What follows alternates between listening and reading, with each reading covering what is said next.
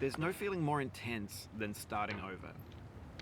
If you deleted your homework the day before it was due, as I have, or if you left your wallet at home and you have to go back after spending an hour in the commute. If you won some money at the casino and then put all your winnings on red but it came up black. If you got your best shirt dry cleaned before a wedding and then immediately dropped food on it. If you won an argument with a friend and then later discovered that they just returned to their original view. Starting over is harder than starting up. If you're not ready for that, like if you've already had a bad day, then what you're about to go through might be too much. Feel free to go away and come back. I'll be here. Alright, thanks for coming with me on this trip. I'll understand if you have to take a break at any point. Just find a safe place to stop and quit the game. Don't worry, I'll save your progress, always, even your mistakes. This game is a homage to a free game that came out in 2002, titled Sexy Hiking. The author of that game was Jazuo, a mysterious Czech designer who was known at the time as the father of B games. And B games are rough assemblages of found objects. Designers slap them together very quickly and freely, and they're often too rough and unfriendly to gain much of a following. They're built more for the joy of building them than as polished products. In a certain way, Sexy Hiking is the perfect embodiment of a B game.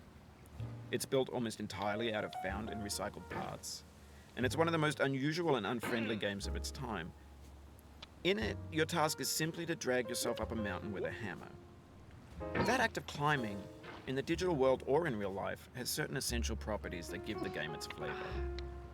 No amount of forward progress is guaranteed. Some cliffs are too sheer or too slippery, and the player is constantly, unremittingly in danger of falling and losing everything. Anyway, when you start Sexy Hiking, you're standing next to this dead tree that blocks the way to the entire rest of the game.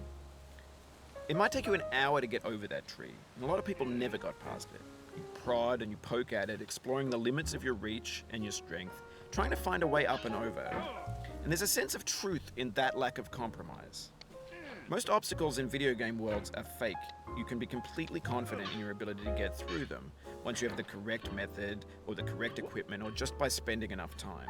In that sense, every pixelated obstacle in Sexy Hiking is real. The obstacles in Sexy Hiking are unyielding, and that makes the game uniquely frustrating. But I'm not sure Jazuo intended to make a frustrating game. The frustration is just essential to the act of climbing, and it's authentic to the process of building a game about climbing. A funny thing happened to me as I was building this mountain. I'd have an idea for a new obstacle, and I'd build it, test it, and it would usually turn out to be unreasonably hard. But I couldn't bring myself to make it easier. It already felt like my inability to get past the new obstacle was my fault as a player rather than as a builder. Imaginary mountains build themselves from our efforts to climb them, and it's our repeated attempts to reach the summit that turns those mountains into something real. When you're building a video game world, you're building with ideas, and that can be like working with quickset cement. You mold your ideas into a certain shape that can be played with, and in the process of playing with them, they begin to harden and set until they're immutable, like rock. And at that point, you can't change the world. Not without breaking it into pieces and starting fresh with new ideas.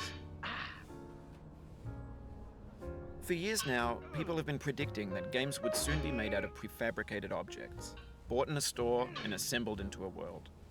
And for the most part, that hasn't happened, because the objects in the stores are trash.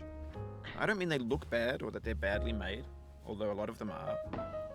I mean they're trash in the way that food becomes trash as soon as you put it in the sink. Things are made to be consumed and used in a certain context, and once the moment is gone, they transform into garbage. In the context of technology, those moments pass by in seconds. Over time, we've poured more and more refuse into this vast digital landfill that we call the internet. It now vastly outnumbers and outweighs the things that are fresh and untainted and unused. When everything around us is cultural trash, trash becomes the new medium, the lingua franca of the digital age. And you can build culture out of trash, but only trash culture.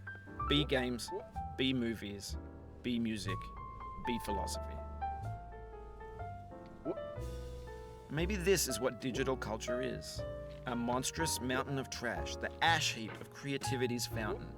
A landfill with everything we ever thought of in it. Grand, infinite, and unsorted.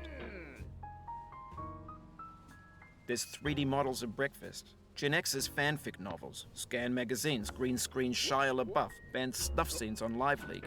Facebook's got lifelike bots with unbranded adverts and candid shots of Kanye and Taylor Swift mashups, car crash epic failed GIFs, Russian dashcam vids, discussions of McRibs, discarded, forgotten, unrecycled, muddled, rotten, untitled. Everything's fresh for about 6 seconds, until some newer thing beckons, and we hit refresh. And there's years of persevering, disappearing into the pile, out of style, out of sight.